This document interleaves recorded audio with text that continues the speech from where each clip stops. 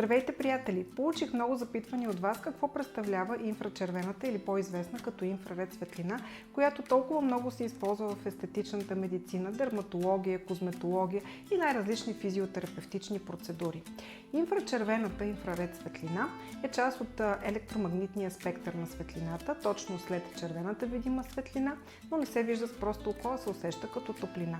В медицинската козметология и в дерматологията се използва така наречената близка инфрачервена светлина или Near Infrared, защото тя прониква по-дълбоко в тъканите до дерма и подкожни тъкани, без да уврежда повърхностните слоеве на кожата, без да причинява изгаряния и други увреди и най-важното, има биостимулиращ ефект.